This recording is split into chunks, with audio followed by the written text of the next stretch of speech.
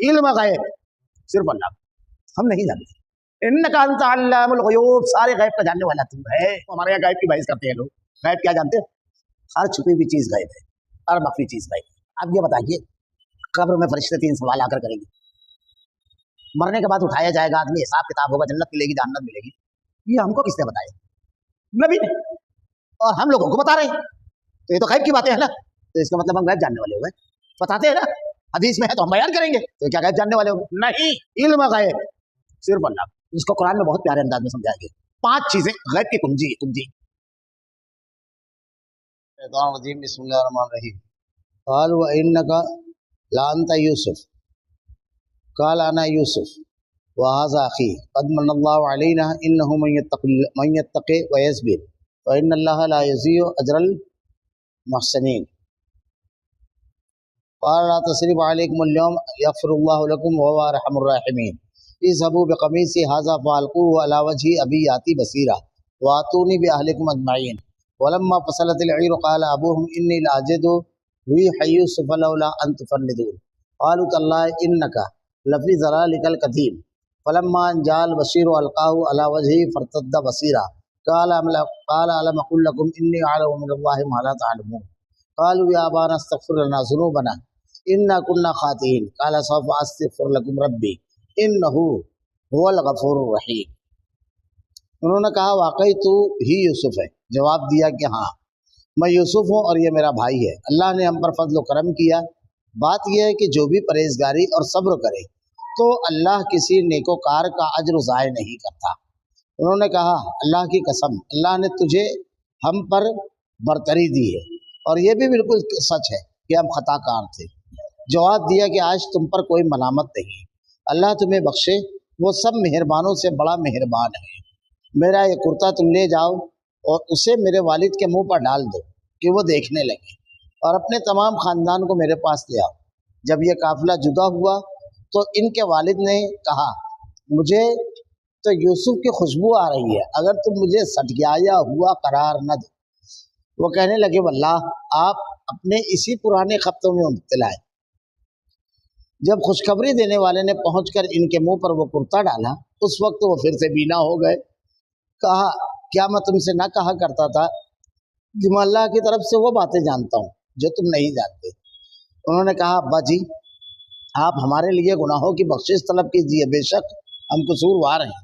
کہا اچھا میں جلد ہی تمہارے لیے اپنے پروردگار سے بخشش مانگوں گا، وہ بہت بڑا بخشنے والا اور نہایت مہربانی کرنے والا ہے۔ قالوا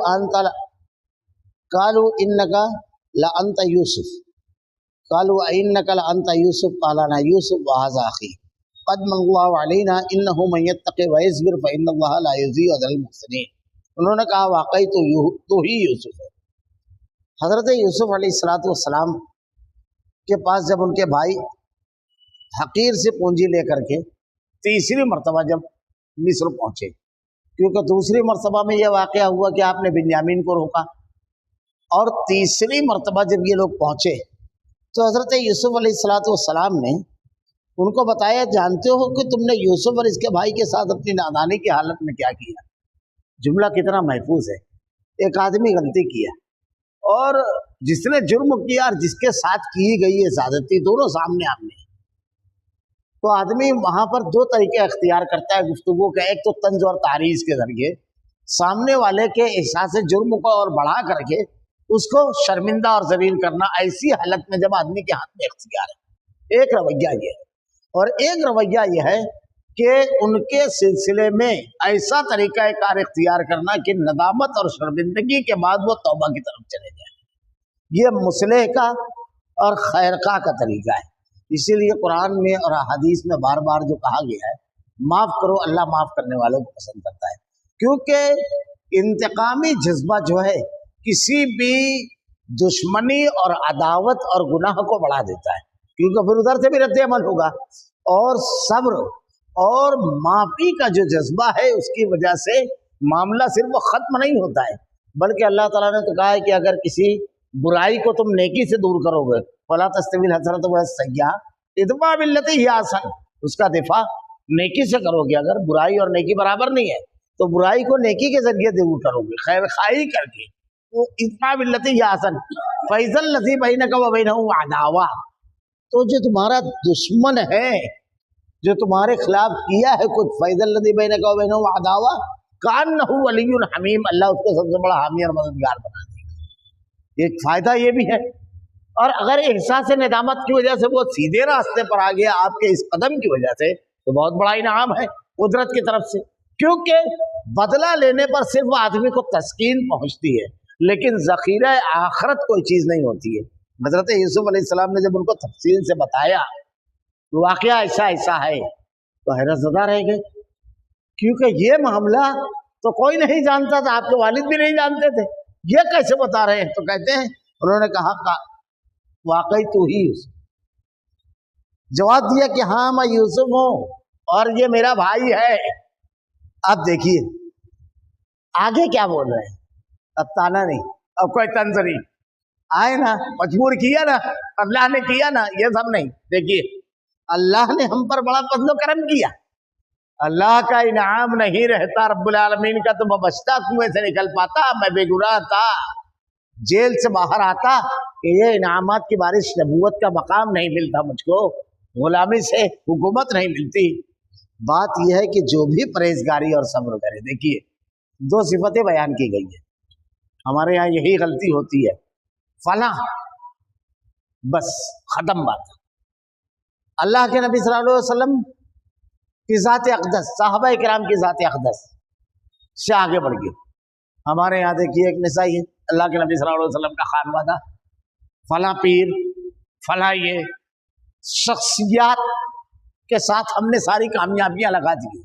اللہ تعالیٰ نے ہمیشہ کامیابی اور انعام کا وعدہ اللہ رب العالمین نے عمل کے ساتھ کیا ہے. یہاں جملہ کیا ہے ان کا، کہ جو بھی پرہیزگاری، حضرت یوسف علیہ السلام اختیار کے باوجود گناہ میں ملوث نہیں تھے، یہ اور آزمائش اور امتحان کی انتہاؤں سے گزرے. اگر تصور کرے آدمی کیسی آزمائش اور امتحان، باپ بھائی سب چھوٹ گئے، بھائیوں نے وہ کیا، دشمن کرتا ہے تو ذرا تک الگ ہوتا ہے معاملہ، سگے خون نے کیا، پھر بے گناہ الزام لگا دیا گیا، جو جرم سے بچ رہا تھا اسی کو مجرم بنا دیا گیا. کتنا صبر کیا. اللہ نے کسی نیکوکار کا اجر ضائع نہیں کرتا.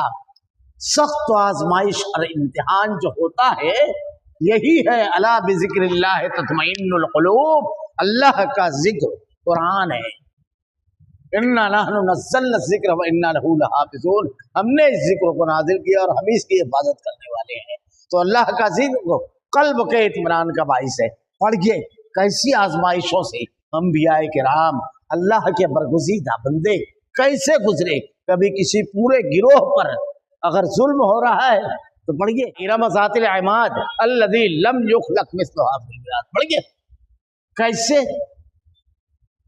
ان لوگوں کو زندہ آگ میں خندقیں کھود کر ڈال دی گئی اور کنارے بیٹھ کر ٹٹے مار رہے تھے. پڑھیے قرآن کیسی اذیت سے دوچار ہوئے. پھر اللہ نے کیسی اذیت ناک صورت حال میں بھی اہل ایمان کی مدد فرمائی. تو کیسے مدد آتی ہے، ایسے مرحلے پر کس کردار کو اپنانا ہے، ثابت قدمی آتی ہے، حوصلہ ملتا ہے. اللہ کے اتنے برگزیدہ بندے، حضرت یوسف علیہ السلام، اللہ کے نبی صلی اللہ علیہ وسلم، حضرت نوح علیہ السلام، حضرت ابراہیم علیہ السلام، حضرت موسیٰ علیہ السلام، حضرت ایوب علیہ السلام، کیسی کیسی آزمائشوں سے دوچار ہوئے. تو اللہ تعالیٰ کیا کر رہا ہے کہ کسی نیکوکار کا اجر ضائع نہیں کرتا. یہ کون کہہ رہا ہے؟ بظاہر تو حضرت یوسف علیہ السلام کی زبانی ہے، لیکن یہ رب کے کلام میں ہے. اللہ کہہ رہا ہے کہ اللہ کسی نیکوکار کے تو آپ کا اجر ضائع نہیں ہوگا. آپ یقین رکھو اس کا سب کے سب بے فائدہ ہے جو آپ کا مقابل ہے.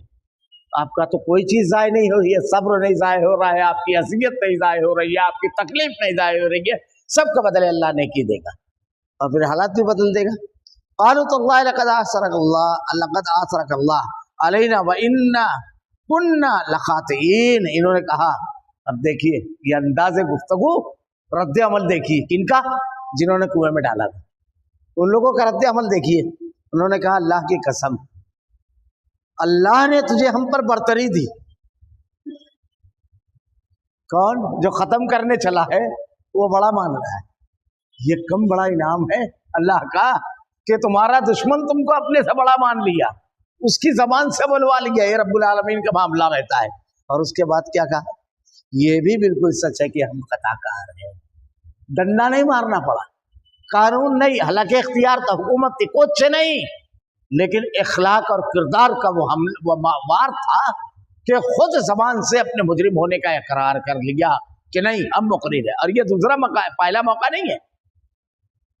امراۃ العزیز اور ان خواتین نے بھی یہی کہا تھا کہ اصل میں وما ابرئ نفسی ان النفس لامارۃ بالسوء الا ما رحم ربی ان ربی لغفور رحیم. اپنے غلطی کا اعتراف ان لوگوں نے کیا تھا, پھر یہ جملہ کہا تھا کہ ہم ہی مجرم تھے, ہم ہی گنہگار تھے, میں ہی تھی جو اس کو گناہ کی دعوت دی. یہ ہے کہ آپ کے اوپر الزام لگانے والا آپ کا وکیل اسماعی بن جائے گا اور اپنے منہ سے اعتراف کرے گا کہ غلطی میری تھی. یہ اللہ کا صبر پرہیزگاری کا انعام ہے رب العالمین کا. جب آپ کے پاس سارے اختیارات ختم ہو جائیں تو ہرگز حوصلہ نہ ہارنا, سارے قوت و اختیار کے مالک ذات کو راضی رکھنا. وہ رب العالمین حالات بدل دیتا ہے, الفاظ بدل دیتا ہے, شخصیات بدل دیتا ہے. کل کے اختیار والے آج آ کر مانگ رہے تھے, کل کے قوت والے آج آ کر کے خود کہہ رہے تھے کہ تو ہمارا بڑا, اپنی بڑائی کی وجہ سے کل ظلم کرنے والے. یہ حالات اللہ بدلے گا. قال لا تثریب علیکم اليوم یغفر اللہ لکم وهو ارحم الراحمین. جواب دیا, آج تم پر کوئی ملامت نہیں, اللہ تمہیں بخشے, وہ سب مہربانوں سے بڑا مہربان ہے. کتنا بڑا جملہ ہے. آج تم پر کوئی ملامت نہیں, ایسا کیا تھا, یہ کیا تھا, یہ سب کچھ نہیں, کوئی ملامت نہیں. اعتراف ہو گیا, ختم ہو گئی بات. یہی جملہ اللہ کے نبی صلی اللہ علیہ وسلم نے کہا تھا فتح مکہ کے موقع پر. جب اللہ کے رسول صلی اللہ علیہ وسلم بحیثیت فاتح کے مکہ میں داخل ہوئے تو انسانی تاریخ نے ایسا فاتح کبھی نہیں دیکھا, ایسا فاتح کہ اللہ کے نبی صلی اللہ علیہ وسلم اس حالت میں مکہ میں داخل ہوئے کہ آپ کی ٹھوڑیاں مبارک آپ کے سینے مبارک سے لگی ہوئی تھی, سر اتنا جھکا ہوا تھا, اور آپ اللہ کی حمد و ثنا اور بڑائی اور کبریائی بیان کر رہے تھے. کیوں؟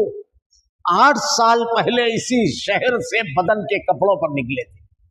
رات کی تاریکی میں صحابہ کرام بدن کے کپڑوں پر نکلے تھے, اور 8 سال پرہیزگاری اور صبر کو انعام یہ ملا کہ ایک گھر چھوڑا تھا. پورا مکہ آپ کا, پورا مکہ اللہ نے دیا. یہ ہے صبر کا انعام. تو اس وقت جب مشرکین مکہ, وہ مجرمین جو تلواریں لے کر آپ کے دروازے پر بیٹھے تھے, جو بدر و احد میں تلواریں لے کر آپ کے مقابل آئے تھے, جو خندق میں آئے تھے, وہ سارے مشرکین مکہ سر جھکائے جو زندہ ہے. کیا جملہ کہا تھا آپ نے؟ لا تثریب علیکم اليوم انتم الطلقاء. تم پر آج کوئی ملامت نہیں, کوئی بات نہیں, سب کو معافی کا اعلان کیا تھا. یہ اعلیٰ ترین کردار کا معاملہ ہے. آپ کو دیکھیے یہاں پر حضرت یوسف علیہ السلام کیا کہہ رہے ہیں؟ آج تم پر کوئی ملامت نہیں, اللہ تمہیں بخشے. قیامت کے جواب دینا, پکڑ تو ہوگی, یہ سب نہیں. اللہ تمہیں بخشے, وہ بڑا غفور ہے, وہ بڑا رحیم ہے, وہ بڑا کریم ہے. بندگی کو اونچا کر دیا, اپنی بڑائی نہیں, بندگی کو اونچا کر کے رب کی جناب میں جھکا دیا. یہ ہے انتہا. بات اس انداز میں ہونا چاہیے. آپ کسی کو دبا لے گئے, کوئی کارنامہ نہیں, لیکن رب کے سامنے جھکا لے گئے, سمجھ لیجیے آپ جیت گئے. یہ نبوی کردار یہ ہے. کیا کہا؟ اللہ تمہیں بخشے. خود بھی دعا کر رہے ہیں. وہ بہت وہ سب مہربانوں سے بڑا مہربان, اس سے بڑا مہربان کون ہے؟ کیا کیا اس کی دلیلیں دی جائے. چھوٹی سی ایک دلیل. اللہ تعالیٰ قرآن ہم شروع کرتے ہیں سورہ فاتحہ, اس کے کئی نام ہیں. اس کا ایک نام ہے ام الکتاب, اس کا ایک نام ہے فاتحۃ الکتاب, اس کا ایک نام ہے سورۃ الشفاء, اس کا ایک نام ہے سبع مثانی, بار بار دہرائی جانے والی. اس کا ایک نام ہے سورۃ الصلاۃ, ہر نماز میں پڑھی جانے والی. سورہ فاتحہ شروع کیجیے. بسم اللہ الرحمن الرحیم, الحمدللہ رب العالمین الرحمن الرحیم. اللہ تعالیٰ کی پہلے تعریف کی گئی. ساری تعریف اس کے لیے کیوں؟ رب العالمین ہے, ہر چیز کا خالق و مالک وہی ہے. اب کس کس چیز کا خالق ہے؟ ہوا اس کا خالق ہے. ایسی تھی اس نے، اس کے بغیر میں 1 گھنٹہ کیا 5 منٹ زندہ نہیں رہ سکتا. کہیں ڈھونڈنے گیا کوئی ہوا کو، ہر جگہ رکھا اس نے. وہ رب العالمین میری زندگی کی بنیاد ہے یہ ہوا، اس کا مالک اکیلا اللہ رب العالمین. سب چیز پر غورتے تھے. میں ایک مثال دے رہا ہوں.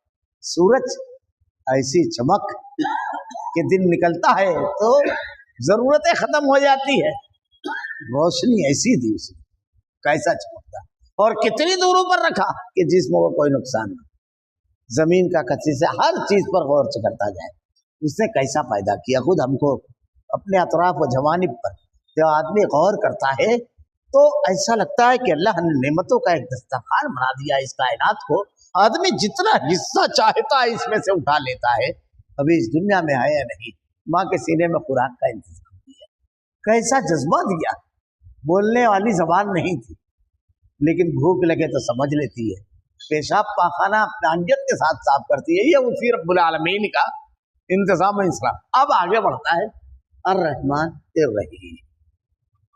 اور سب کو پیدا کرنے والا، ہر چیز ادا کرنے والے رب کی صفت رحمان اور رحیم، دونوں رحیم کی صفت ہے، لیکن ایک میں مبالغہ ہے اور ایک دنیا کے لیے سب کے لیے اور آخرت میں اہل ایمان کے لیے. اب مبالغہ کیسے؟ زیادتی. دنیا کے اندر سب کے لیے رحمت. فرعون کو بھی اتنی ہی دھوپ ملتی تھی جتنی وہ رحیم و کریم رب اس دور کے اہل ایمان حضرت موسیٰ کو عطا کرتا. کتنا بڑا سرکش تھا. اللہ کا پیغام لے کر آنے والے نوح علیہ السلام اور آپ کی مخالف قوم کو بھی اتنی ہی ساری نعمتیں ملتی تھی. ابو جہل اس امت کا فرعون، اللہ کے نبی کے دین کا مخالف ابو لہب، کیا کوئی نعمت؟ یہ اس کا رحم و کرم ہے، ورنہ ایک قدم کوئی نہیں چل سکتا. رحیم. تو اللہ تعالیٰ کیا کہتا ہے؟ سب مہربانوں سے بڑا مہربان وہ ہے. ایک مرتبہ چھپ تو اس کی طرف، ایک مرتبہ مان تو. اس کے بعد بتائیے اب حکمت. اذهبوا بقمیصی ھذا فالقوہ علی وجہی ابی یاتی بصیرا واتونی باہلکم اجمعین. میرا یہ کرتا تم لے جاؤ اور اسے میرے والد کے منہ پر ڈال دو، وہ دیکھنے لگیں گے، اور اپنے تمام خاندانوں کو میرے پاس لے آؤ. حضرت یوسف علیہ السلام نے اپنے بھائیوں سے یہ بات کہی، یہ کرتا لے جاؤ، والد کے سر پر ڈال دینا، چہرے پر، آنکھ پر جب جائے گا چہرے پر تو منہ پر ڈال دو، وہ دیکھنے لگے. وہ جو بینائی گئی ہے اللہ اس کو لوٹا دے گا. وَلَمَّا فَصَلَتِ الْعِيرُ قَالَ أَبُوهُمْ إِنِّي لَأَجِدُ رِيحَ يُوسُفَ لَوْلَا أَن تُفَنِّدُونِ. جب یہ قافلہ جدا ہوا تو ان کے والد نے کہا مجھے تو یوسف کی خوشبو آ رہی ہے، اگر تم مجھے سٹھیایا ہوا قرار نہ دو. حضرت یوسف علیہ السلام کی خوشبو ادھر یہ نکلا، کرتا لے کر نکلے، اور ادھر حضرت یعقوب یہ کہہ رہے ہیں کہ مجھے تو یوسف کی خوشبو آ رہی ہے. کیسے بول رہے؟ کیا ان کو غیب معلوم تھا؟ کیا تھا؟ یہ کرتے کی کرامت تھی. لوگ یہ سب الٹی بحثیں کرتے ہیں. سیدھا جواب دے رہا ہوں، سیدھی بات بتاؤں گا. قالوا تاللہ انک لفی ضلالک القدیم. وہ کہنے لگے واللہ آپ اس پرانے خط میں مبتلا ہے. کون سے خط میں؟ یوسف کی محبت. یہ بھائی کہہ رہے ہیں. اب حضرت یعقوب کا جواب سنیے، پورا معاملہ صاف ہو جائے گا. یہ فلما ان جاء البشیر والقاه على وجهه فارتد بصیرا. جب خوشخبری دینے والے نے پہنچ کر ان کے منہ پر کرتا ڈالا اسی وقت وہ پھر سے بینا ہو گئے. قال علم اقل لكم انی اعلم من اللہ ما لا تعلمون. کہا کیا تم سے یہ نہ کہا کرتا تھا کہ میں اللہ کی طرف سے وہ باتیں جانتا ہوں. کس کی طرف سے؟ اللہ کی طرف سے. یہ اللہ خبر دیتا تھا تو اللہ کی طرف سے وہ باتیں جانتا ہوں. ہمارے یہاں غیب کی بحث کرتے ہیں لوگ. غیب کیا جانتے ہو؟ ہر چھپی ہوئی چیز غیب ہے، ہر مخفی چیز غیب ہے. اسی لیے جب یہ بات ہوتی ہے تو یہ ہوتا ہے کہ غیب کا علم کسی کو نہیں ہے، لیکن جو بتا دیا گیا اس میں بھی غیب ہے. جیسے اللہ تعالیٰ قرآن میں کہتا ہے وما ہوا علی الغیب بضنین، نبی غیب بتانے میں بخیل نہیں ہے۔ اب آخرت غیب ہے، جہنم غیب ہے، جنت غیب ہے، اللہ غیب ہے، فرشتے غیب ہیں، سب ہم نے دیکھا ہے، قیامت غیب ہے، عذاب قبر غیب ہے، سب، لیکن کس پر ایسا یقین رکھتے ہیں؟ بالکل جو اس کی تردید کرے اس کو ہم مومن نہیں مانتے۔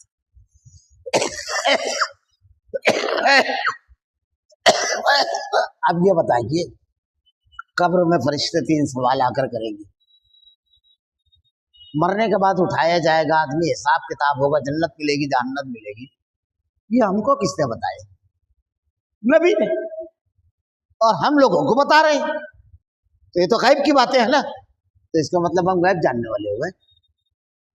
4 مہینے کا بچہ ہے ماں کے پیٹ میں، اللہ کے نبی نے کہا فرشتے کو 4 چیز کرنے کا اللہ حکم دیتا ہے، اس کے جسم میں روح ڈالنا، اس کا رزق کو لکھ دینا، اس کی زندگی وہ نیک اور بد رہے گا کیا، ہم یہ جانتے ہیں کہ 4 مہینے کے بچے کا ہی لکھا جاتا ہے، بتاتے ہیں نا، حدیث میں ہے تو ہم بیان کریں گے، تو کیا غیب جاننے والے ہو گئے؟ نہیں۔ تو ایسے ہی اللہ کے رسول کو جبرائیل آ کر بتاتے ہیں، اور اللہ کے رسول کس کو؟ امت کو بتاتے ہیں، تو ذریعہ الگ الگ ہو گئے دونوں کے، ہے نا؟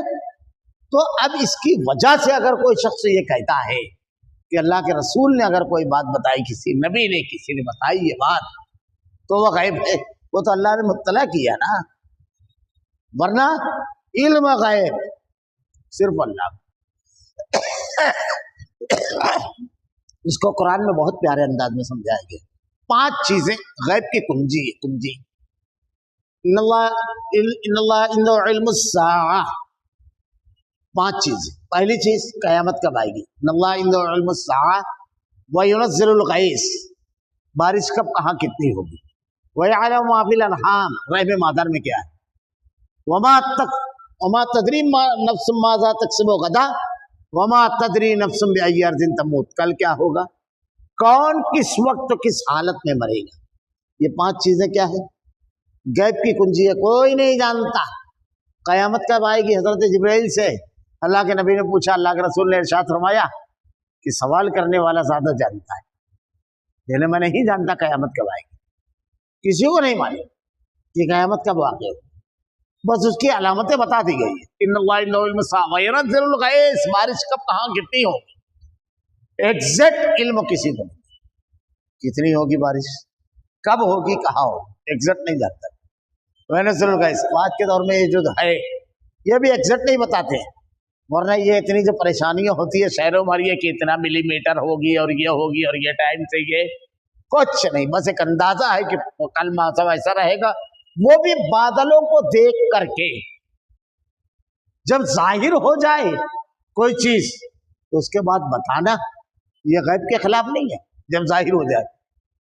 جیسے ایک آدمی آج کے دور میں عورت کا حمل ظاہر ہو گیا تو بول دے کہ اس کے پیٹ میں بچہ ہے، اب دکھ تو نہیں رہا ہے، تو اس کا مطلب بغیر سونوگرافی بغیر ایکس رے کے بول دے اس کے پیٹ میں بچہ ہے، تو کیا یہ غیب ہے؟ ظاہر ہو گیا، پیٹ ختم ہو گئی بات، وہ ظاہر نہیں ہو گئی، علامتیں ظاہر نہیں ہوئی، اور اس سے پہلے شادی نہیں ہوئی اور کہتے ہو کہ اس کو 3 لڑکے ہوں گے، تو جب بات ہو بول سکتا ہے کوئی؟ تو ظاہر نہ ہو ساری چیزیں، جب اللہ تعالیٰ نے پورا پلیٹ فارم سجا دیا تو اب آپ اس پر تبصرہ کرنے نکلے ہو۔ وَيَعْلَمُ مَا فِي الْأَرْحَامِ، رحم مادر میں کیا ہے، یہ بھی بڑا مسئلہ ہے، رحم اور حمل دونوں میں فرق ہے، حمل واقع ہو جاتا ہے اس کو کہتے ہیں، اور رحم ایک ایسا مقام جہاں اللہ رب العالمین بچے کی پرورش کرتا ہے، تو وہ خالی ہے برائے کس کو معلوم، جب چلا گیا جب ہی معلوم پڑتا ہے نہ کیا ہے، حمل ہے، رحم میں کیا ہے کسی کو معلوم ہے کہ اس کے رحم میں بچہ ہے بچی ہے، بولے گا کوئی کنواری کو، شادی کے بعد بھی بولے گا خالی رحم میں کیا ہے، رحم مادر میں کیا ہے، کوئی نہیں جانتا۔ کل ایک جملہ سے کل کیا کمائے گا، کل اس کا کیسا گزرے گا، کوئی نہیں جانتا، کل میں سب آ گیا، ساری چیزیں 5 بھی آ گئی، اس میں یہ سب غیب کی کنجی ہے، کون کس حالت میں کب مرے گا کوئی نہیں بتاتا۔ اللہ کے نبی صلی اللہ علیہ وسلم کائنات کے امام، آپ کے بارے میں قرآن کہتا ہے کل لا املک لنفسی نفعا ولا ضرا الا ما شاء اللہ، کہہ دیجئے میں نفع اور نقصان کا مالک نہیں، کل لا املک لنفسی، میں اپنی ذات کے لیے بھی کسی نفع اور نقصان کا مالک نہیں. قل لا املک لنفسی نفعا ولا ضرا الا ما شاء اللہ، مگر وہ جو اللہ چاہے. ولو كنت اعلم الغیب لاستكثرت من الخیر، اگر میں غیب جانتا تو ساری اچھائیاں اپنے لیے جمع کر لیتا اور کوئی چیز مجھ کو نقصان نہیں پہنچاتی. اب غیب کا علم رہتا تو غزوہ احد میں اس مقام پر آپ کھڑے ہی نہیں ہوتے جب آپ کو عمرو بن وقاص نے حملہ کیا آپ کے اوپر اور آپ کے دندان مبارک شہید. آپ کو غیب کا علم ہوتا تو ہرگز اس گوشت کو نہ کھاتے جس میں زہر ملا ہوا تھا. ایک صحابی کی اس میں وفات بھی ہوئی. ہرگز اللہ کے نبی صحابہ کرام کو بھیجتے نہیں، 70 صحابہ شہید کر دیے گئے دھوکے سے. ہرگز نہیں ہوتا. دو واقعات ہوئے. اللہ کے نبی صلی اللہ علیہ وسلم کے بارے میں قرآن واضح طور پر صرف نبی نہیں، سارے انبیاء کو قیامت کے روز اللہ جمع کر کے کہے گا یوم یجمع اللہ الرسل. کیا جواب دیا تھا تم کو؟